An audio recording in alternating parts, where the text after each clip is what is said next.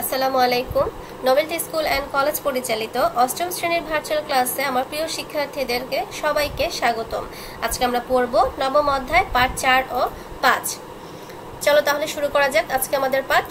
আচ্ছা, আমরা গত ক্লাসে পড়েছিলাম যে বিদ্যুৎ প্রবাহ তৈরি হয় ইলেকট্রন প্রবাহের জন্য, এবং কোনো পরিবাহকের মধ্য দিয়ে ইলেকট্রন প্রবাহিত হলে কি হয়, বিদ্যুৎটা তৈরি হয়। কিন্তু বিদ্যুৎটা শুরু হয় কখন? বিদ্যুৎটা তখনই শুরু হয় যখন দুই প্রান্তের বিভব পার্থক্য বা ভোল্টেজ প্রয়োগ করা হয়।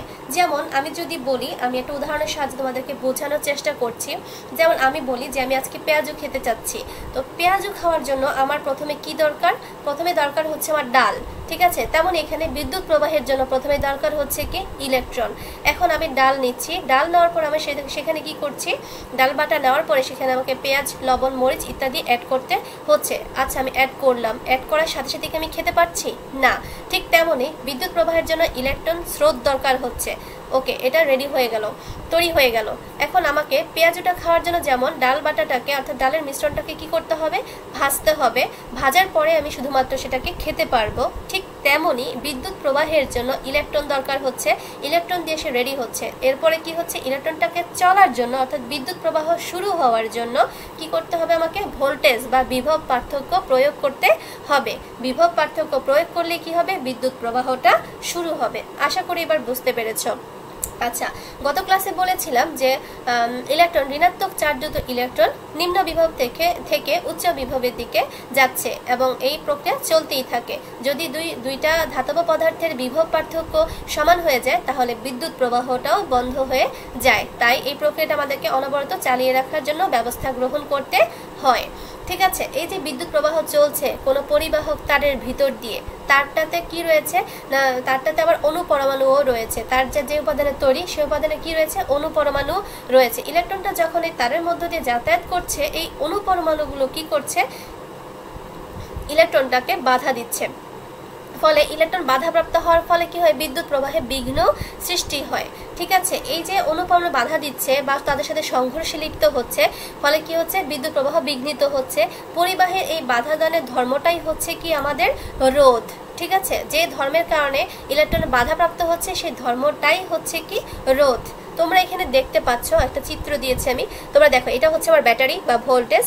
এটা হচ্ছে এই যে চিহ্নটা দেখতে পাচ্ছ, সেই চিহ্নটা হচ্ছে রেজিস্টর অর্থাৎ রোধের প্রতীক বা সংকেত। আমি তোমাদেরকে গত ক্লাসে বলেছিলাম যে সংকেতগুলো মুখস্থ করে ফেলবে, কার সংকেত কোনটা।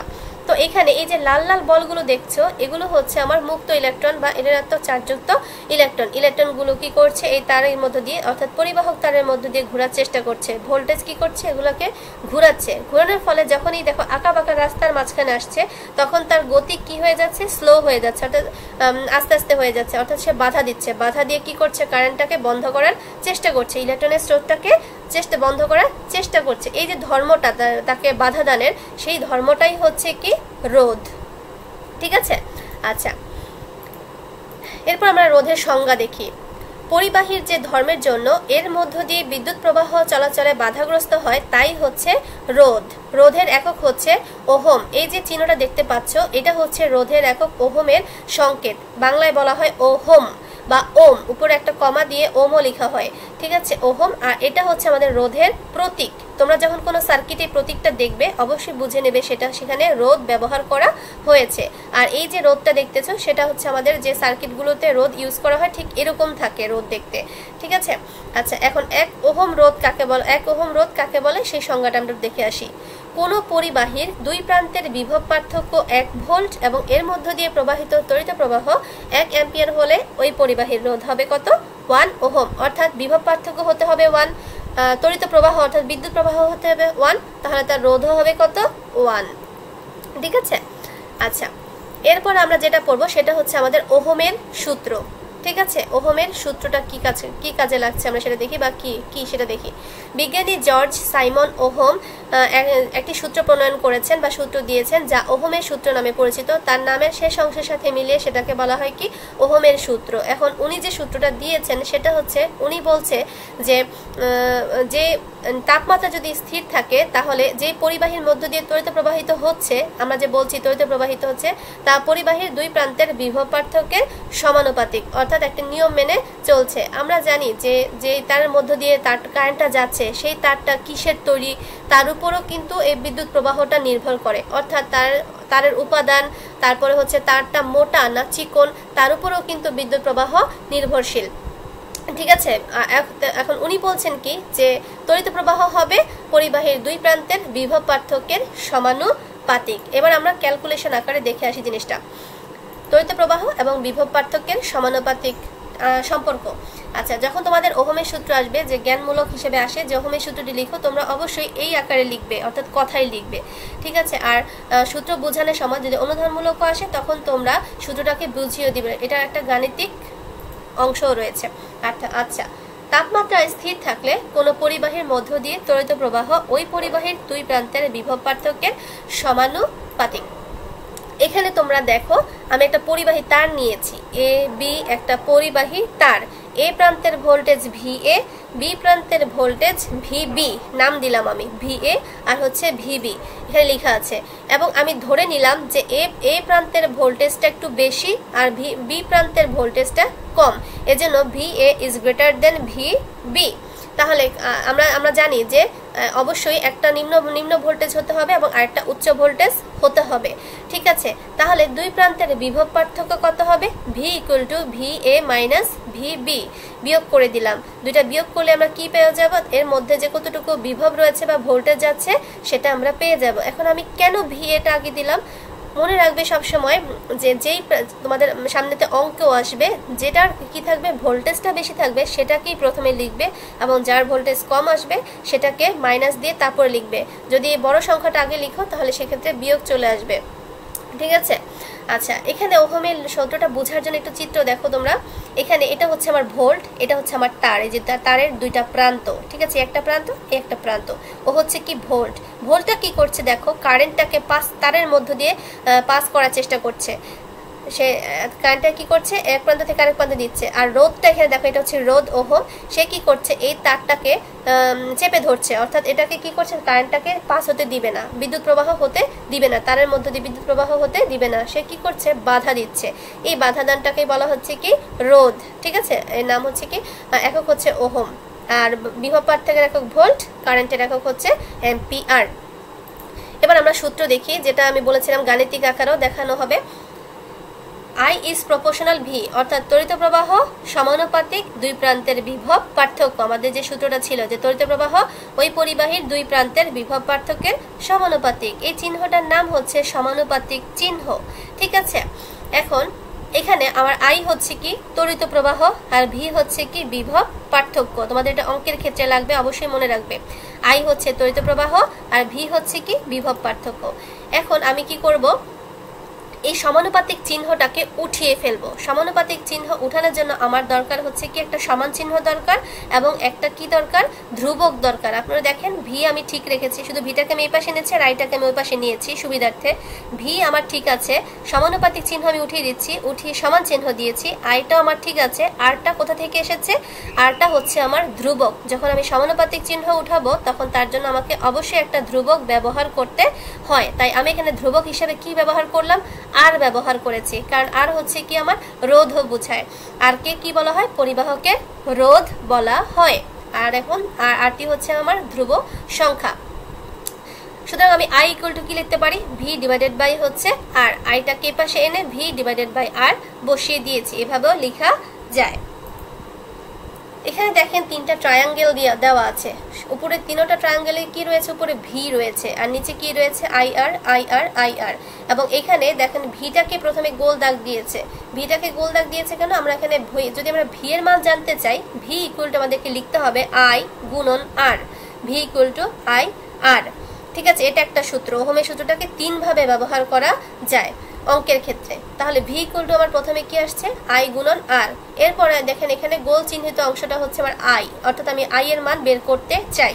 আই ইকুয়াল টু আমার লিখতে হবে ভি কোথায় আছে উপরে, ভাগ হচ্ছে কত আর, ভি ডিভাইডেড বাই হচ্ছে আর।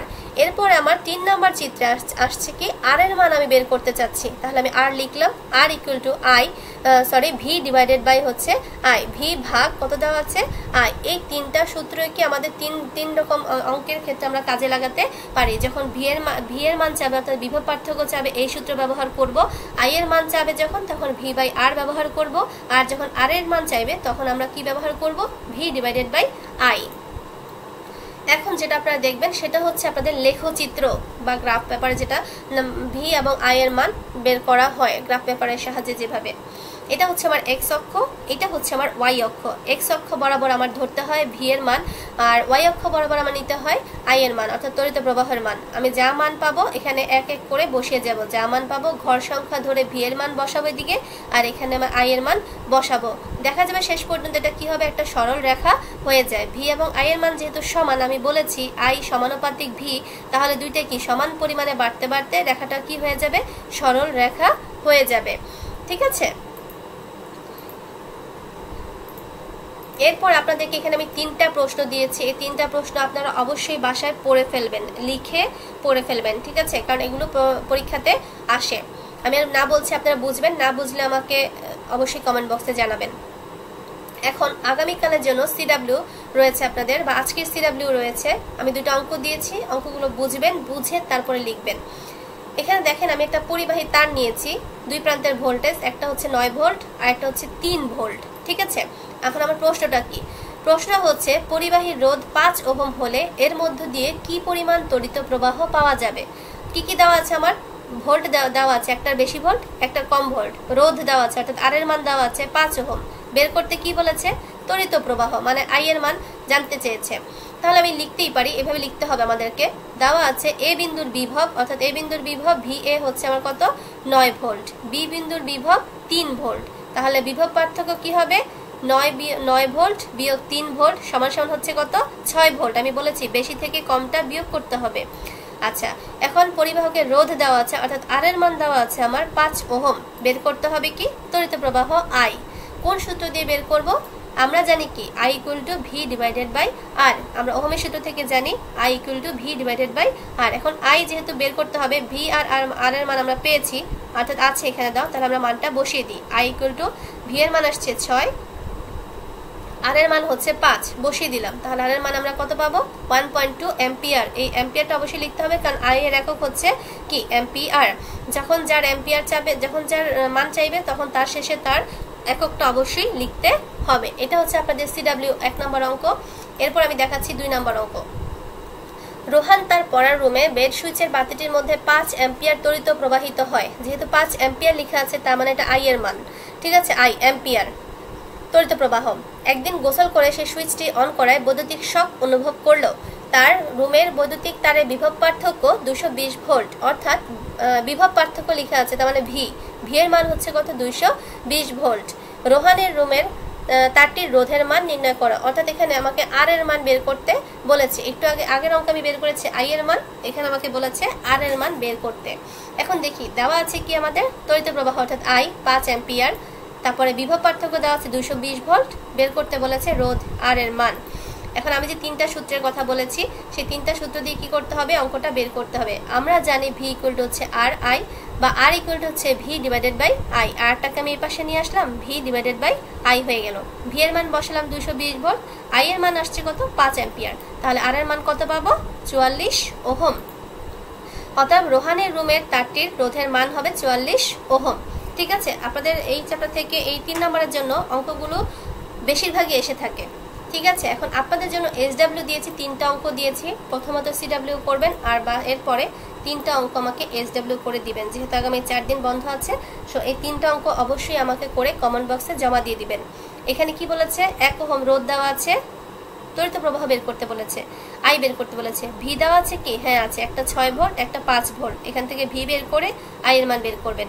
2 নম্বর অঙ্কে আছে এক্স এর আর এর দুই প্রান্তের বিভব পার্থক্য নির্ণয় করো। এই যে এক্স, চিত্রটা এক্স, আর এর দুই প্রান্তের বিভব পার্থক্য নির্ণয় করতে বলেছে।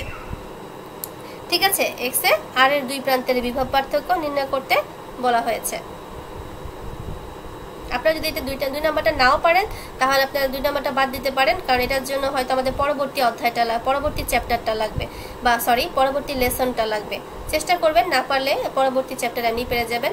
তাহলে 1 আর 3 অবশ্যই করবেন, ঠিক আছে। 1 আর 3 নাম্বারে কি আছে, 11 অ্যাম্পিয়ার দেওয়া আছে, 220 ভোল্ট দেওয়া আছে, রোধের মান বের করতে বলেছে। আশা করি পারবেন। 2 যদি না পারেন না করলেও হবে, কিন্তু 1 আর 3 অবশ্যই করতে হবে, ঠিক আছে। আশা করি সবাই ভালো থাকবেন, সুস্থ থাকবেন। সবাইকে ধন্যবাদ।